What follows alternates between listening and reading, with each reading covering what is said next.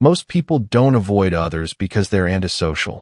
They avoid others because they see too much.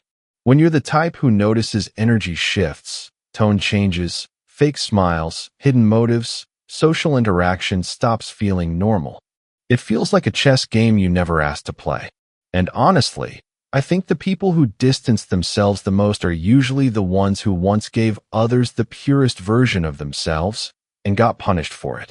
If you've ever secretly wished the world would leave you alone, if social gatherings feel more like a battlefield than a place to relax, if you've ever sat in a room full of people and still felt drained, irritated, or disconnected, then this video is for you. Because there's a psychology behind why certain people prefer solitude, and it has nothing to do with being cold, weird, or unfriendly. In fact, I'll show you why people who don't like being around others often understand human behavior better than anyone in the room. Let's be honest, being around people isn't free. It costs energy. It costs emotional bandwidth. It costs mental clarity. It costs peace. You notice the tone someone uses when they're pretending to be nice. You feel the tension when someone lies to your face. You pick up on subtle mockery others think you didn't hear. Most people socialize for fun. You socialize for survival. And that's already a sign your mind operates differently. People who don't enjoy social settings usually have something psychologists call high social sensitivity, meaning your brain analyzes people so fast and so deeply that it drains you quickly. Your mind isn't quiet around people. It's constantly scanning, observing, calculating. And that's exhausting. Another reason you don't enjoy being around others? You hate shallow conversation. Small talk feels fake. Forced positivity feels hollow. Crowd behavior feels annoying. Superficial relationships feel pointless. You crave depth, truth, authenticity, silence that feels comfortable, not awkward. But most people operate on autopilot, repeating the same jokes, gossip, complaints, and meaningless conversations. You're not antisocial. You're anti-bullshit. And personally, I think that's one of the most misunderstood personality traits. People assume you're cold because you don't pretend. They think you're distant because you don't socialize the way they do. But the truth is simple. You value realness more than noise. Here's something people won't admit out loud. A lot of antisocial behavior comes from past emotional wounds you've dealt with. Fake friends, unreliable people, manipulators, users, backstabbers, energy vampires. You learn the hard way that not everyone deserves access to you.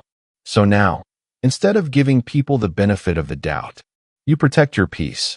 You don't let just anyone into your life anymore. You don't overshare. You don't trust easily. You don't expect much. And honestly, that's not trauma. That's wisdom. People reward your silence more than your honesty. They respect your distance more than your kindness. So you adapted.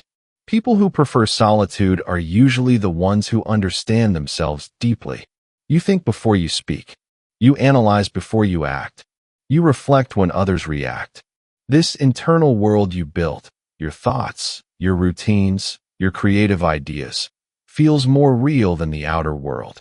Psychologists call this high introspection, and it's common among lone wolves, independent thinkers, creative minds, deep thinkers, people recovering from emotional burnout. Your peace is loud. Your thoughts are interesting. Your mind keeps you company better than most people do. And that's why solitude doesn't scare you. It restores you. Here's the part people misunderstand. You don't dislike everyone. You dislike the wrong people.